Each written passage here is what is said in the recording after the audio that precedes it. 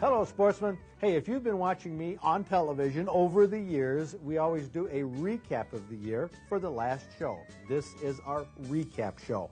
Now, this show is going to be different than other recap shows because in the past year, Practical Sportsman has gone through an evolution. We've ended up with something really radical, shows with a live audience. And you're going to see the evolution of Practical Sportsman in 1995. Stay tuned. Oh, my goodness. That's unbelievable.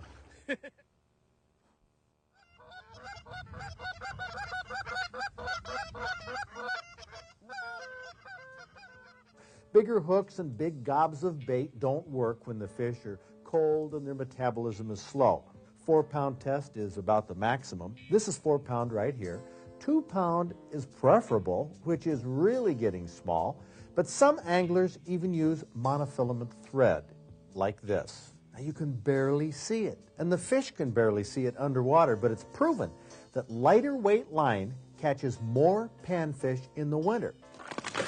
All right. Last week in our Sportsman's Workbench segment, we looked at a closet workbench that John DePoit built for reloading shotgun shells and metallic cartridges. The small closet put all of the shelves right at his fingertips. Matt Radzilowski sets up the Apache Pyramid. This was designed originally as a deer hunting blind in a camouflage pattern, and modifying it for an ice fishing windbreak was an afterthought. One problem with a small windbreak is that if the wind catches it, it could take off like a kite, so you have to anchor it in some way. Pockets on both corners are just about the right size for 2-liter bottles, which you could fill with water if you just wanted to wait for ballast. When you got that fish, what were you, in a boat? Yeah. When you got that fish in the boat, did you say, "My, what a pretty fish"? No. No, why not? Because it sounds kind of stupid. Why do you call him Dad? I feel like I've been married to her before. I've never seen any kit that matches the amount of time to put it together that it says in the instructions. How did this one turn out? Is it 3.5 hours? No. Matter of fact, I don't think I could put the next 4 or 5 together in 3.5 hours. It definitely is time-consuming. How long did it take? Approximately 6 hours and 20 minutes. Okay, well, that's a long time. But you know, that is no big deal. I'm not going to fault the manufacturer because it takes longer to put it together if it's fun to put it together. It's definitely fun. I had a good time. Well, for my money, if I was out here by myself and wanted to fish, this is the unit I would get. It's big enough for one man. I've got plenty of room in there. I'm not crowded. It's easy and was easy to handle, very easy to bring out. It slid across the ice and snow, really nice. If I had to buy one, this is the unit I would buy. We also tried a homemade rolling cart, this one with a single wheel on the bottom.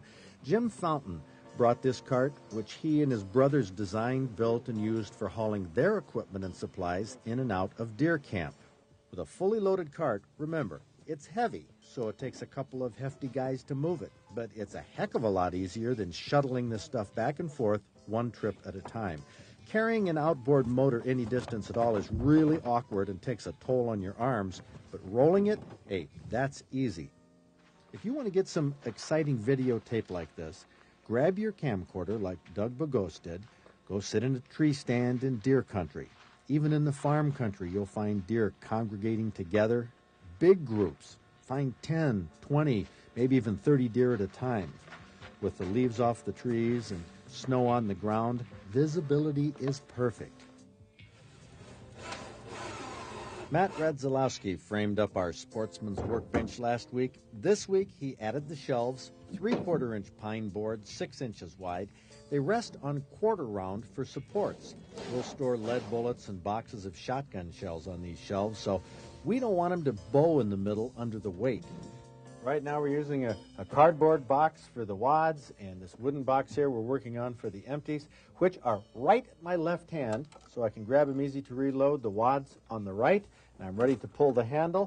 Now, when I let this up, you're going to see the loaded shell go down the chute through the hole to the box on the floor.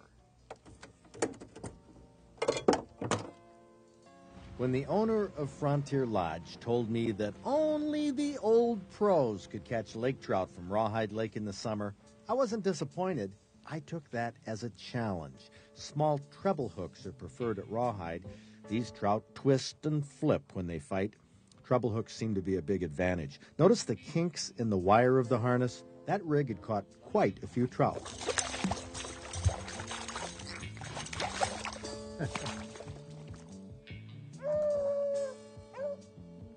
The two-legged rabbit hunters are supposed to use their guns to dispatch the rabbits when the four-legged rabbit hunters get the bunnies running. Now, there's one problem with this.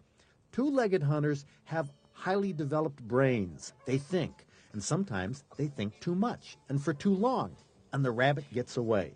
You're going to shoot or cut bait? Well, if you cut bait, the rabbit runs, and tonight the two-legged hunter eats a TV dinner. During bow season, I hunt close to home in Gratiot County, and I don't bait. It doesn't work in farm country for me. But I think the hunter should have the choice. Bait if he wants to, but it doesn't mean he has to. And regarding those hunters who say they're against baiting, Michael Schick from Grant says they're being hypocritical. There is not a hunter alive who has not or does not use a form of bait. These baiting or luring tactics can consist of calls, decoys, scents, bait piles, orchards, farm fields, crabapple trees, white oaks, acorns, and all other natural forage. So what's the difference if we choose to hunt over man-produced bait or a farmer's field, an orchard, or God's creation for all creatures to enjoy? The weather outside was frightful, but throughout the day, deer came in to feed. Now, for those of you who think that deer are gentle, just keep an eye on their behavior around food. They lay their ears back, constantly challenge each other, and whenever one gets a chance, it takes a poke at another that's lower on the pecking order. Now, when I say a poke, I mean a poke, literally. Their hooves are sharp, and they use them as weapons.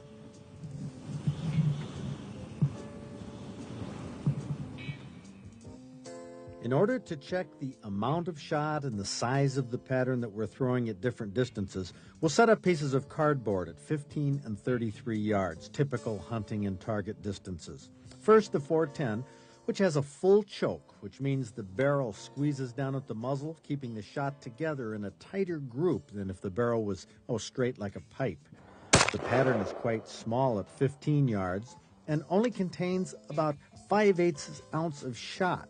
At 33 yards, the shot spreads out, and it isn't very dense. Pretty tough for a kid to kill a rabbit with a 410 at this distance. Now, the 20 gauge that had the biggest pattern at 15 yards was also my best gun for these rabbits. I took 3 shots and smucked each one. The pattern is wide, dense, and the lightweight gun is easy to swing. Now, with that wide pattern, my margin of error was, a foot or so, and I'd still break the target. Go for something different than lake trout late in July because they get down deep in the cold water, and they're tough to catch then. An old pro like myself and a few old friends of mine will go out and catch them July and August with lead core line, where another person would be almost impossible. For another person, it'd be almost impossible. Hey, I told John that if I brought some portable downriggers to Rawhide, along with portable flashers and graphs to locate the bottom and the fish, I could catch lake trout during the summer, too. I have faith in you. Yeah, so do I. So do I. There we go. At the end of June, when most people couldn't catch them, we had no trouble landing plenty of average-sized Canadian lake trout. And Doug Tabor tied into one that wasn't so average. Wow. Oh, my goodness. That's unbelievable.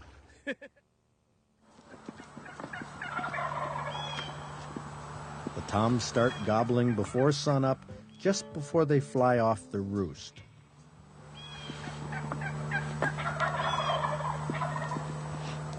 Grant Detmers taped this footage. You can hear the hens calling and the toms gobbling. They're feeding on a fish called a shallow water sculpin. To look at it, you would think it's like a pollywog, is what it really looks like. And those things are right on bottom, actually churning up the bottom. And I think that's what they look for. They see that type of action in there, and that's why they strike. That's why we do real well on the brown trout. A big mistake that a lot of fishermen make is when the fish is right there close and he gives that last little fight and he's spinning real hard, they try to pull him in. We do just the opposite. We actually just kind of relax a little bit, put the rod down, let the fish swim. And that'll save you a lot of fish. Well, when he bites, just the tip of it's going to go dip, dip. Remember, you're not looking for a big dip, just a little teeny tick. There he is. You should have seen him bite. I don't know if you did or not, but he's I'll have to watch that in slow motion and see. Now, the first thing you'll see here is a lift bite. The tip comes up, I don't know, 1/8 of an inch. Now, just watch that. Now, it's not easy to see. We'll back up and try this again. There's the lift, and about 5 seconds later, you'll see a couple more small twitches. Right after this, Ross will give the rod a short snap to set the hook. Now, you may not have seen the rod move, but it did, and that's the extent of the motion that you're looking for. Didn't move much, though. No, it doesn't move much. Doesn't have to, huh? No. Well, the spot that Joel Dyksterhouse takes his fly fishing customers is a special trout fishing hole, one where natural brook trout lie in wait. They've caught them in the 3-pound class from this stretch of water. Now, we didn't hook any big ones like that on this particular morning, but we got the chance to catch trout on 5 different types of baits and lures. Now, this was called trout fishing for fun. Well, I guess that's really what all trout fishing is when you get down to it. But it's serious fun. That's the best kind. Look at that. Oh, that's a good freeze frame. Gorgeous, gorgeous. Yep, there was a hit. Oh, he came back. Got it. He came back. He came back a second time and hit it. Got it. Okay, we got fish stacked up here. We've got fish rolling all along the reef here. Well, this is amazing. How do you do? Oh, he's under the boat. You got him right up by the boat? Oh, he's under the boat. This is not like a walleye. Any pike in here? I've got one too. We just put one behind the boat. Yep. Oh, We got a double header going here now. This is a nice fish, Fred. There we go. Ha! Double header. The northern part of the lake remains open year-round to perch fishing. The closure is 1 month. It reopens in July. It's a closure for this year. We'll be evaluating the impacts of the closure this year. We'll be evaluating the status of perch, that population. And if we don't, if there's any way we can avoid a June closure next year, we'll pursue that. You go through a lot less minnows doing it this way than if you would without a stinger hook. From that point there, what I do is I take the stinger hook and I put it as far back in the tail as possible in the meaty section. Don't actually put it in the tail, but right in the back, and run it all the way through so it looks like that. Oh, man. All right. Yeah, that's a walleye. Get him in the boat. Get him into the boat. Look at that walleye. We finally got one in the boat. There's something, I think that there's something about ferrets that just brings joy. You feel a real heartfelt joy when you're around them. They're happy, they dance, they make you laugh. You can't be depressed and be around ferrets. And if 1 is fun, 2 is like 4 times as much fun, 3 is 9 times as much fun. And what you end up with is the average household will have 3. Simply because, it's like fun squared. The more you have, the more fun you're going to have. And 2 or 3 ferrets playing together is just a lot of fun to watch. Hello, folks. Welcome to the Practical Sportsman. This is our first show of the new season. This is going to be a fun show. We have a live audience here. We're at the Gander Mountain store in Flint. All these folks have come out to participate in the program. I'm going to be giving away money. How about that? That's something new. You stay tuned. I'm Fred Trost, and you're watching the Practical Sportsman. Is it a lake trout or is it a pike? No pike. It's a pike. It's a pike. But what the hey? It's a fish. By golly, we're having some fun now. Well, that might be what's down there. Yeah. Johnny, this is a sublegal pike. Got to be 24 inches. Oh, boy. Yep, You got to like the slime on these. We'll slow these shots down. You might want to get a little closer to the TV screen to see the bird falling as Pat makes his second shot.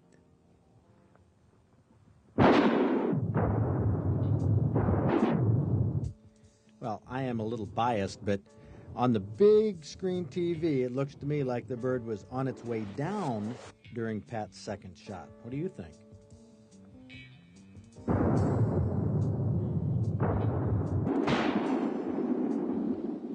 Get that one? What do you think? Well, I know what I think, but keep in mind that shooting game isn't the total focus of hunting, but it is the exciting part. Who gets the bird? Well, I would believe if it was a kid and an older hunter, then I would give it to the kid. Okay, that's a good idea. We all agree with that. What if you're deer hunting? I'd give it to the kid. And it's a great big buck. I'd still give it to the kid. You might. Oh, well, we got some people calling you a liar here on that one. Now, they'll be shooting at a 30-inch circle at about 25 yards. We want to find out if the lead shot is going where we think it's going. Now, we'll start with a 20-gauge single shot.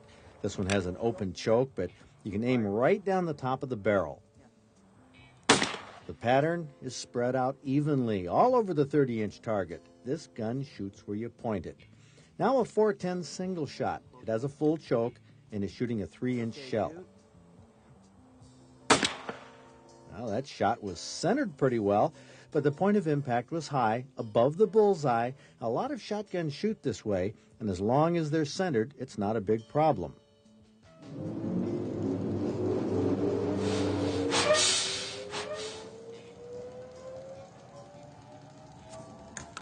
Well, the plans call for using a single 4x8 sheet of plywood. What I had to do was look at the drawing here, saying we didn't buy the plans or the photograph here, and determine some type of scale.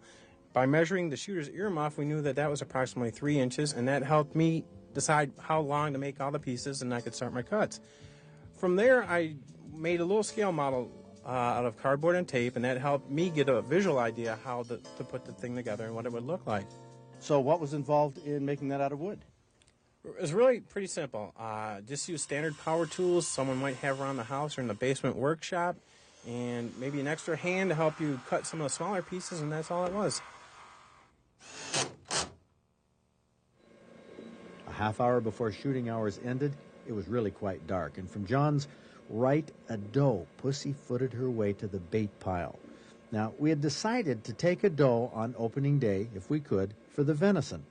I was trying to draw my bow right here, but the deer apparently caught sight of me through the window. She had her eye on me every second. Right here, she looks like she was eating. Oh, no, her eyes were fixed on me. She couldn't figure out if I was a predator or not. Well, with the home camcorder on a bracket on a limb, the real predator was behind her 11 yards away in the tree. Perfect shot. The deer ran, but not far.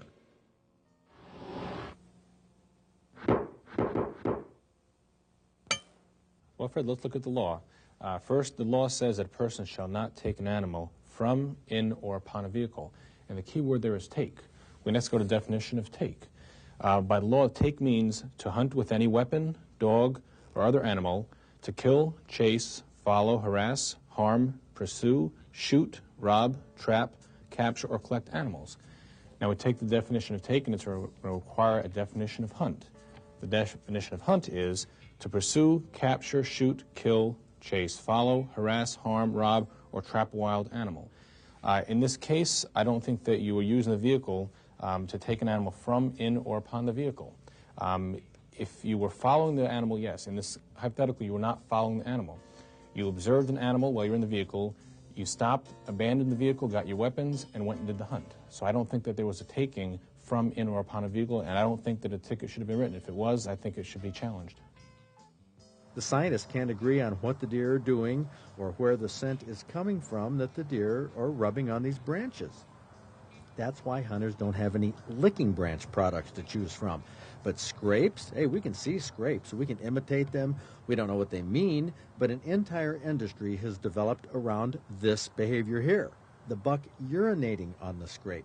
Now, hunters, by and large, have no idea of the chemical composition of urine, but they can see it and smell it and collect it and bottle it, and some people have found that you can sell it. Some hunters pay $10 and more for a small bottle on the theory that this urine in some way will attract bucks and make their deer hunting a little bit easier.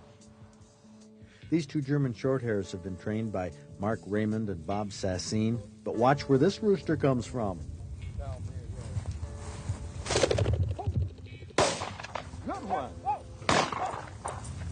Oh, we got him going both directions. Good one, Zach. Hey, way to go. Catch him up. That's my son.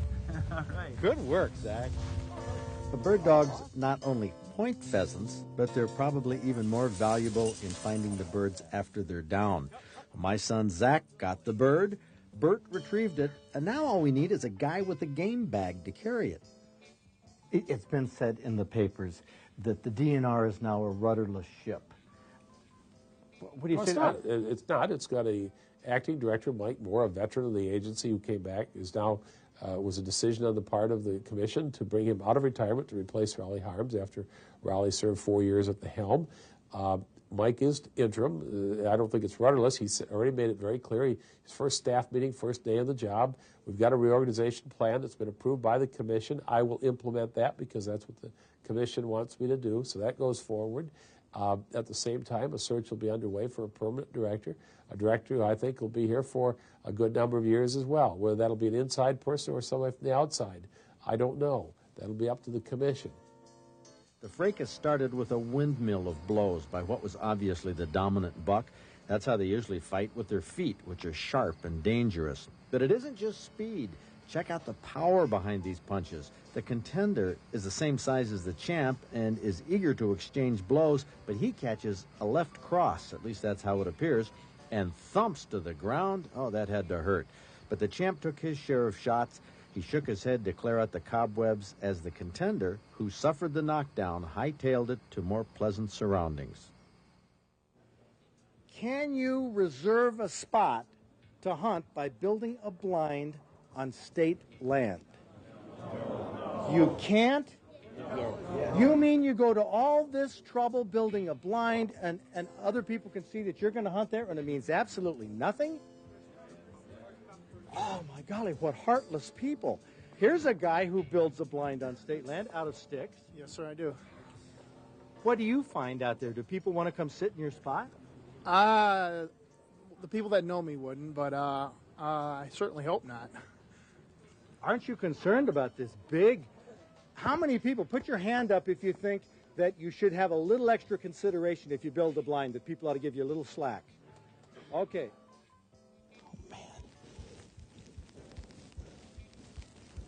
Uh-oh. Can you believe it? Can you believe it?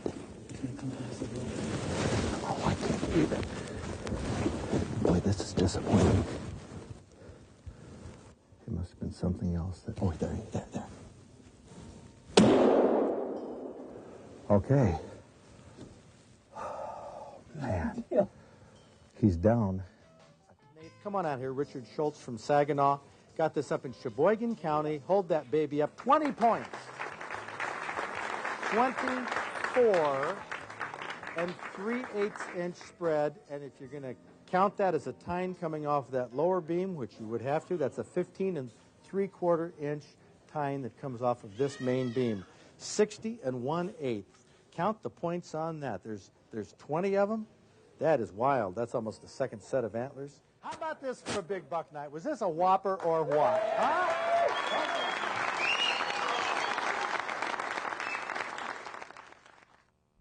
Well, there was our recap of 1995. Now, if you tried to plot a format out of this to determine what Practical Sportsman is going to be like in 1996, I'm sure you can't do it because we were all over the map, trying out ideas, testing things. But if you tune in next week, you're going to see the new format of Practical Sportsman for 1996. It'll have many of the elements of the popular aspects of the show in 1995. Well, I hope you enjoyed our year of experimentation. I know you're going to enjoy the year ahead. It's going to be a great one. And I hope it's a good one for you, too. Happy New Year. We'll see you next week.